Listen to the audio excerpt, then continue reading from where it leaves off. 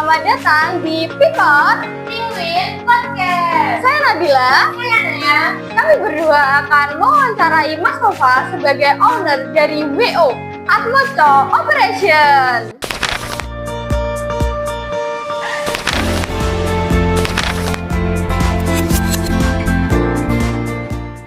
Oke, sebelumnya ke video selanjutnya jangan lupa like, comment, dan subscribe channel ini.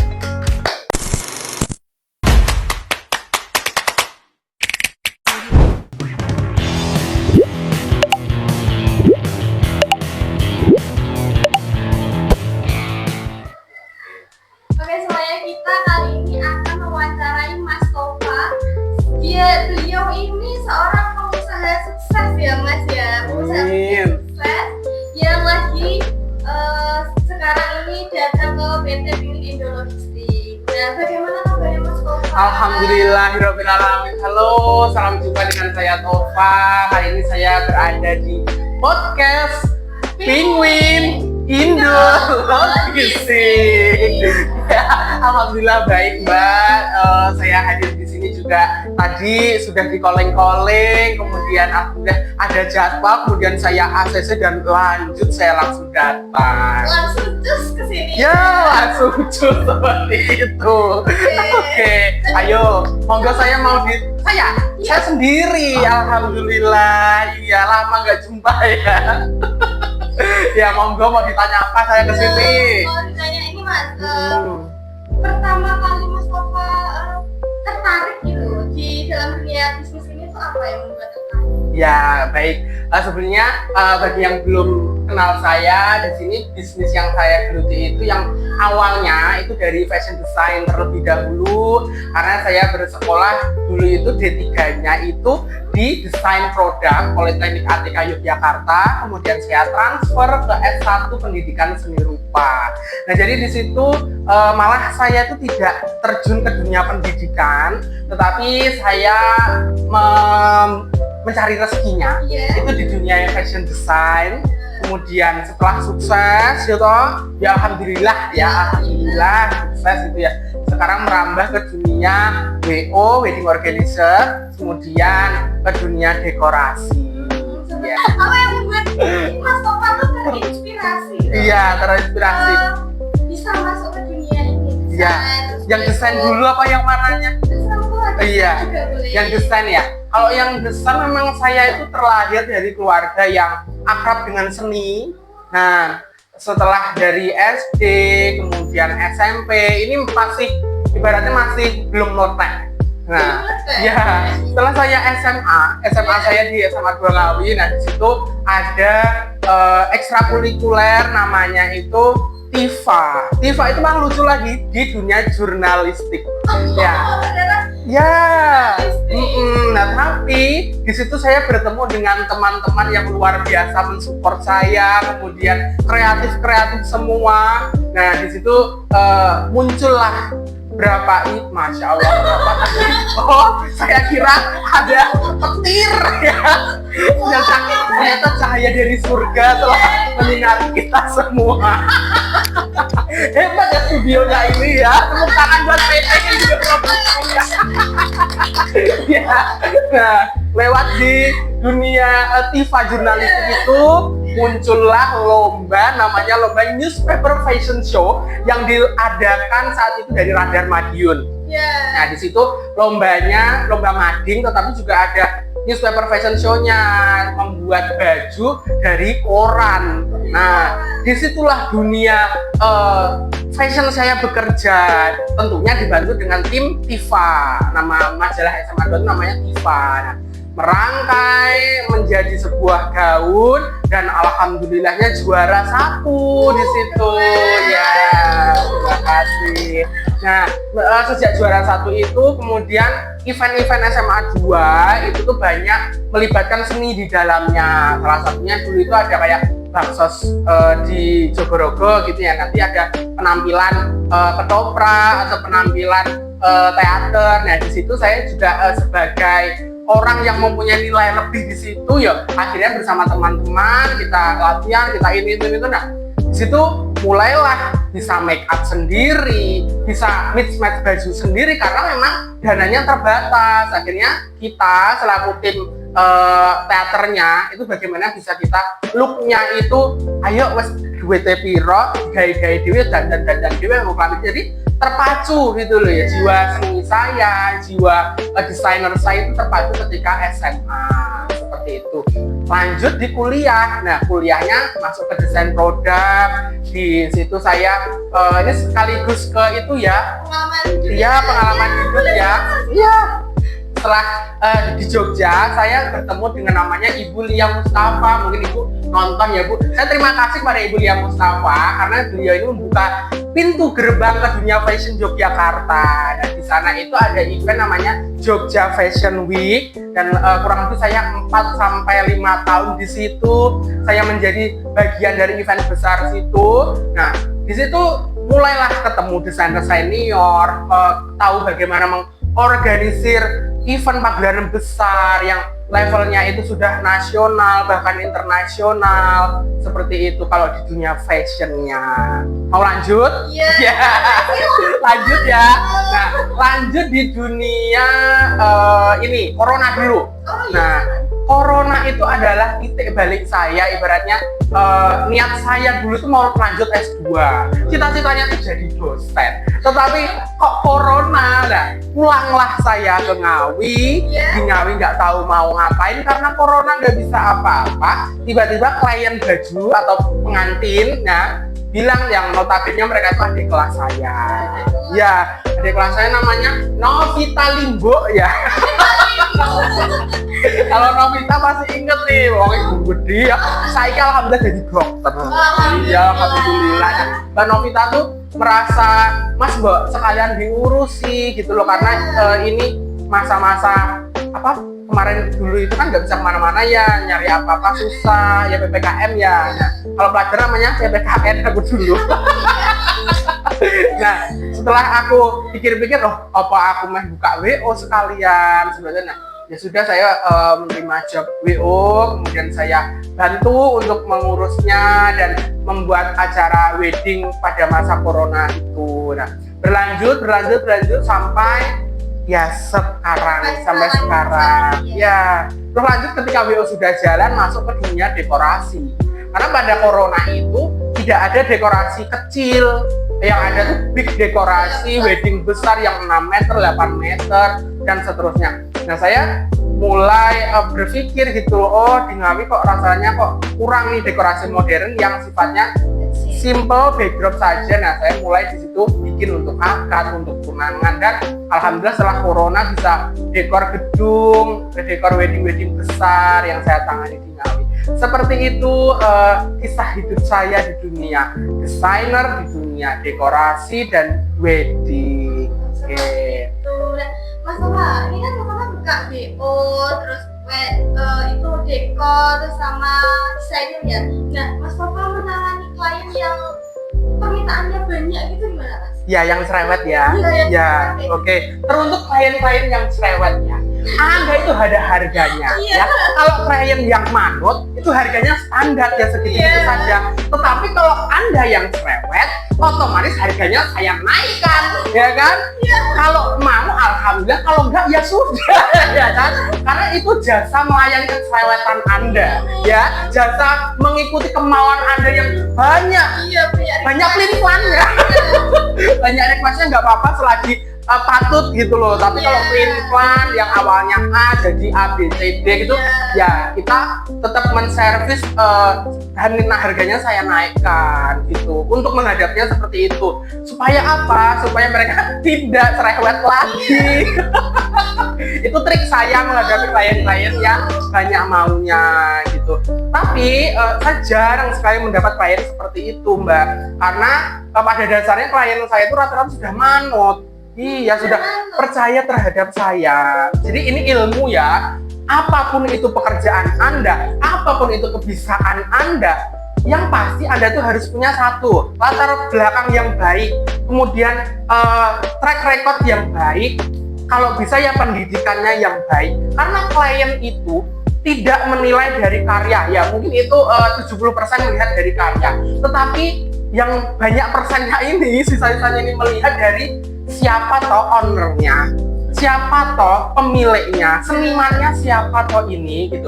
Jadi tidak memandang anak buahnya semua, enggak. Yang dilihat tuh seorang senimannya, ownernya. Sama ya. Ya, rata-rata yang ngejob saya tuh seperti itu. Nah, padahal saya sudah begini, Bu, dekorasi di Ngawi tuh banyak, Bu, penjahit di Ngawi tuh banyak loh. Loh, ya nggak apa-apa kalau saya percaya sama Mas Tofa, gitu loh ya. Nah, apa ternyata itu yang dilihat, attitude yang baik, punya latar belakang yang baik, punya background yang baik, di masa lalunya juga baik. Nah, sehingga klien itu akan percaya. Nah, alhamdulillah saya jarang ketemu klien mendapatkan yang cerewet gitu. Rata-rata semua alhamdulillah pada manut-manut aja karena sudah percaya seperti itu. Jadi kalau Mas Tofa menangani klien yang cerewet itu tipsnya itu seperti itu. Ya, harganya dinaikkan. Oh, seperti itu. Iya. Mas Tofa, apakah Mas Tofa pernah mengalami kegagalan dalam bisnis Mas Tofa? Gimana cara Mas Tofa menanggulangi kegagalan Mas Tofa? Ya, untuk bisnis yang gagal saya rasa tuh alhamdulillah kok enggak ya. Karena saya bisnisnya tuh hanya 3 gitu loh. Hanya 3. Beda sama ownernya PT ini ya. Bisnisnya banyak sekali gitu loh. Nah, harusnya tanya ke owner Anda. Iya, oke, mungkin sedikit saran ya, karena saya belum pernah mengalami kegagalan, jadi nggak bisa menyarankan. Tapi saya kira-kira ya kita harus introspeksi ya, introspeksi ya, introspeksi diri. Apakah kita membuat kesalahan dari kitanya atau krunya? Ya kan itu kan banyak faktor yang mempengaruhi kegagalan tersebut ya kan. Kalau dari kita sendiri ya apa sih yang kurang, nah atau anak-anakku kurang jelas dalam aku memberikan arahan, atau aku kurang disiplin dalam arti ini urusan pribadi, ini urusan bisnis, sehingga aku masih campur-campur ya kan. Nah, jadi banyak faktor, makanya kita selaku owner itu harus sadar diri, melihat ke belakang apa faktor penyebab kegagalan tersebut. Kalau saya seperti itu. Oke. Dan sekiranya nih Mas, seumpama nih ada orang yang mau sekiranya tuh ada nggak yang mau menjatuhkan bisnis? Oh, banyak sekali. Ya, jangan salah ya, ibaratnya saya itu sudah tua ya. Udah sepuh. Masih Oh, muda. udah. Umurnya berapa? Aku masih Oh, saya 19, 1 tahun ya. Ya kan? Nah, apa tadi pertanyaannya? Ada yang menjatuhkan? Oh, banyak sekali. Karena saya itu orangnya happy terus, tapi di belakangnya musik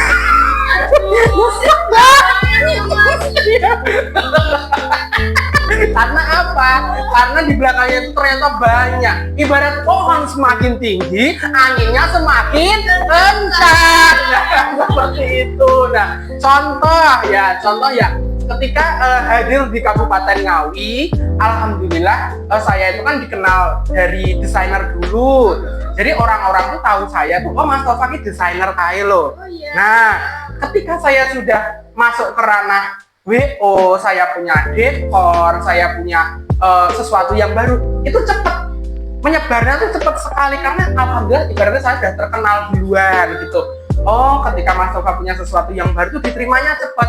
Nah, mungkin tuh ada beberapa orang yang tidak suka, mungkin ada beberapa orang yang kayak kan lage duwe dekorasi, loh kayak kan lage duwe WO, kok wes langsung up, iya kok langsung wes di ibaratnya karya-karya udah pakai langsung bupati, Pak Kapolres, kepala lapas, pokoknya yang tinggi-tinggi, yang ring satunya Ngawi ibaratnya, ya kan? Orang-orang kan kadang mikirnya seperti itu, tetapi jauh di belakang itu saya tuh sudah dikenal dulu di Kabupaten Ngawi. Begitu ya Bapak Ibu ya, gitu. Jadi takutnya saya dikira pakai santet apa dipakai ilmu hitam. Tidak. Jauh sebelum itu saya tuh alhamdulillah sudah dikenal dulu sebagai desainer. Nah, sebelumnya sebagai desainer, setelah punya sesuatu yang baru cepet nyebarnya. Iya, kebetulan itu. Nah, yang menjatuhkan ya itu kadang berpikiran negatif tanpa mengetahui latar belakangku di belakang seperti itu. Nah ini mas sebelum puncak acara maksudnya sebelum terakhir ya mas. Oh udah terakhir. Cepet banget ya. Pesan-pesannya mas Tova ini buat anak-anak muda di luar sana itu yang masih rebahan aja, masih scroll TikTok biar semangatnya tuh membara gitu. Ya, baik terima kasih atas pertanyaannya. Yang terakhir ini, yang terakhir untuk adik-adik di rumah atau dimanapun anda yang berada, dimanapun anda berada maksudnya, dunia ini sudah ada dalam genggaman anda, apa dalam ponsel maksudnya ya. Jadi jangan berkecil hati ketika anda sekolah di Kabupaten Ngawi yang notabene itu daerah. Ya saya sering bicara seperti itu kepada anak-anak PKL saya. Di rumah saya juga ada anak PKL. Ya saya motivasi, walaupun kalian tinggal di pelosok, kalian tinggal di Kabupaten Ngawi, jangan berkecil hati karena dunia itu sekarang ada dalam genggaman anda. Tinggal apa? Tinggal kalian cari guru, cari grup-grup atau lingkungan yang mendukung kebisaan anda. Karena pintar itu banyak, betul?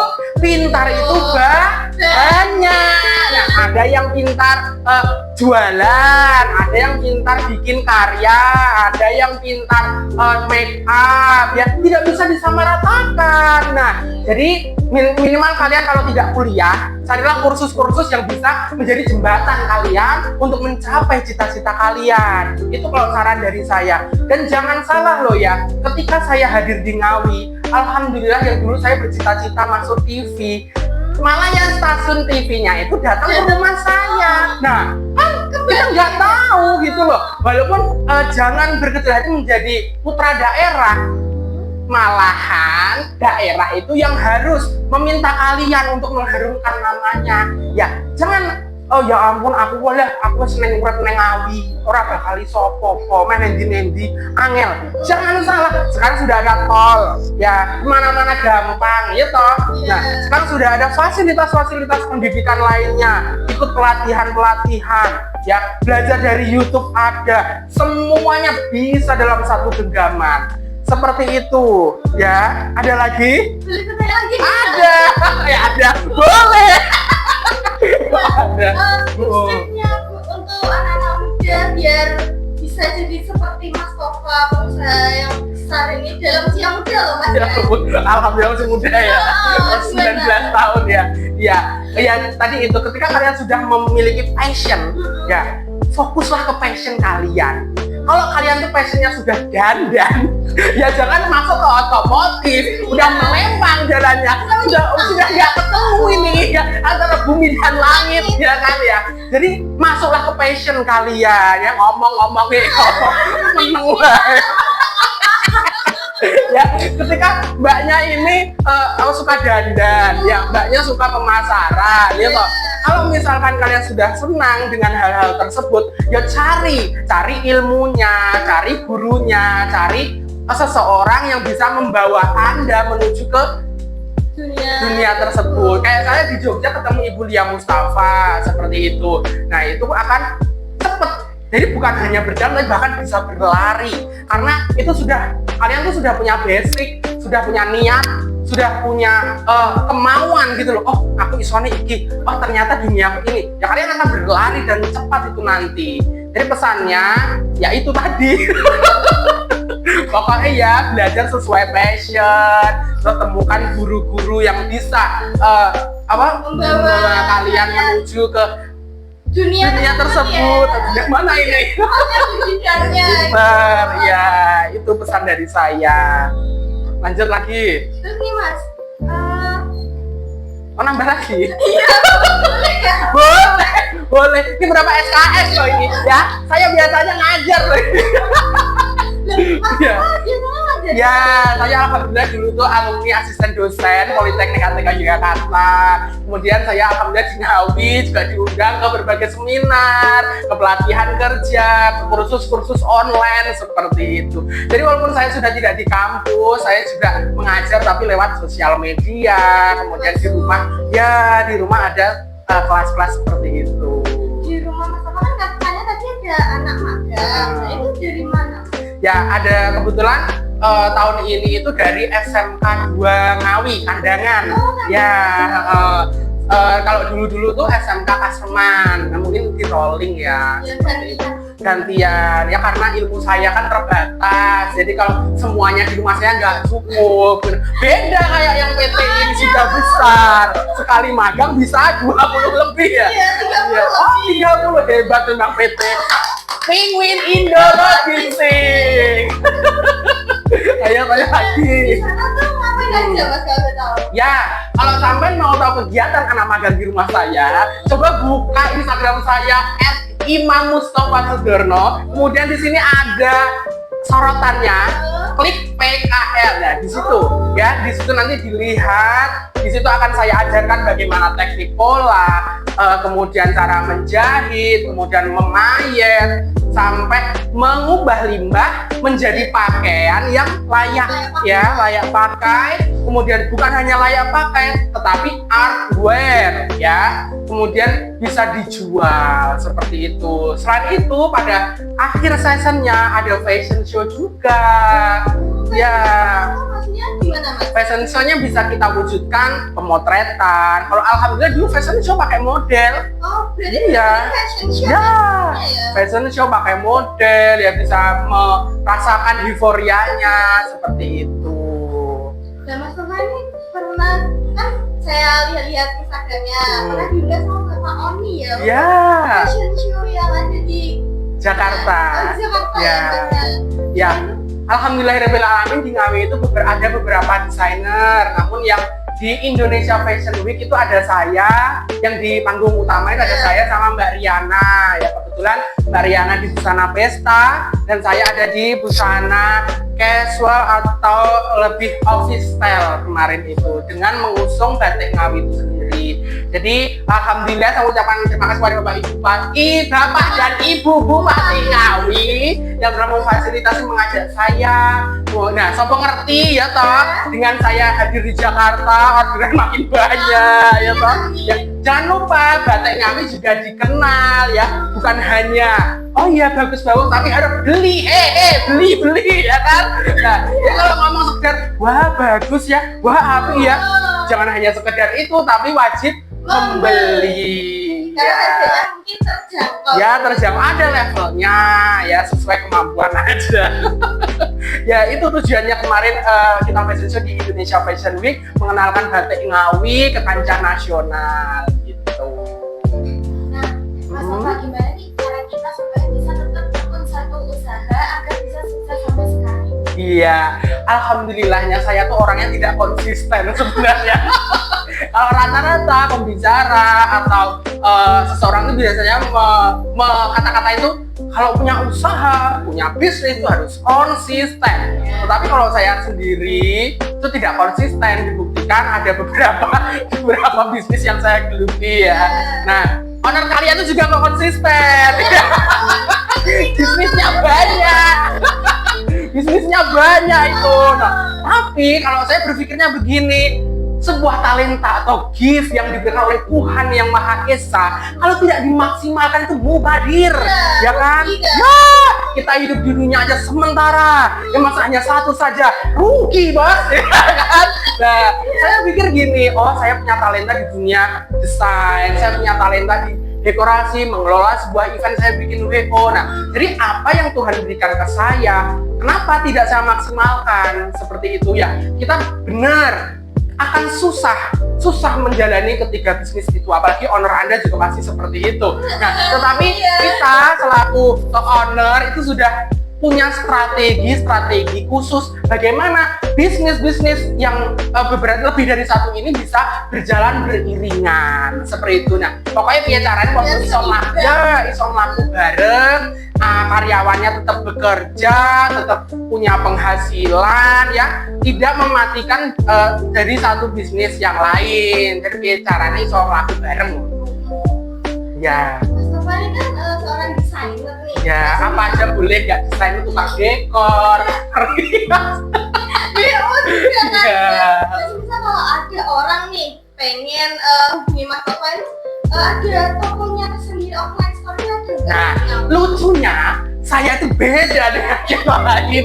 Karena saya belum punya untuk toko atau butik itu belum punya. Tapi alhamdulillahnya karyanya sudah kemana-mana. Iya. Nah, makanya tadi saya bilang jangan berkecil hati, ya kan ya. Nggak harus kok kita itu karyanya dikenal, karyanya itu sampai mana-mana harus nunggu punya butik duluan. Enggak, ya kan ya. Jadi mulailah dengan apa yang kalian punya ya. Jadi saya tuh hanya rumah orang tua, di sampingnya itu saya gunakan untuk gudang saya ya. Di situ tempat beraneka ragam rupa ya. Mohon maaf, minta doanya ya. Nanti semoga saya bisa mempunyai butik ya, bisa mempunyai showroom, kemudian bisa menjamu klien-klien saya dengan enak karena sudah ada ruangannya. Amin, amin ya rabbal alamin. Itu lagi terakhir kok banyak banget. Nambah ya kayak banget. Ayo. Bener-bener terakhir nih Mas ya, motivasinya buat anak muda. Lah ini kan udah. Itu kan pesan-pesan, Oh. ya, untuk motivasi. Waduh. Ya. Karena kalinya ini terbuka loh. Iya, ya tadi pokoknya jangan merasa rendah diri karena Tuhan itu sudah mencatat ya apapun yang terjadi dalam hidup kita, mau dapat rezeki, mau dapat musibah, itu semua sudah tertulis wergusok ya. Kita hanya menjalankan, tapi jangan berdiam diri ya. Kita harus tetap berusaha karena Tuhan itu memberikan rezeki, kemudian musibah itu ya tanpa melihat kita itu seperti apa ya, karena ya wes tertulis masalah menengai lah itu rezeki dari Hong Kong ya kan, ya kan? Jadi mana jatuh sendiri. Nggak bisa gitu. Kalau kita tujuannya rezeki ya bagaimana membekali diri kita agar kita bisa mendapatkan rezeki tersebut, seperti itu. Sudah terduga artinya sudah ya. Pokoknya jangan berkecil hati. Banggalah menjadi putra daerah Kabupaten Ngawi yang akan mengharumkan nama Kabupaten Ngawi. Itu bukan semuanya. Seperti itu. Berarti putra aja nih, putri nggak boleh. Oh, putra putri ya. Putra putri. Oke. Terima kasih Mas Nova sudah mau podcast bersama kami dan meluangkan waktunya dan Alhamdulillah. meluangkan ilmu-ilmunya untuk kami. Dan sekian itu tadi yang dapat Mas Nova sampaikan, motivasi, inspirasi ya. Setelah ini jangan lupa ke podcast-podcast selanjutnya ya. Bye bye.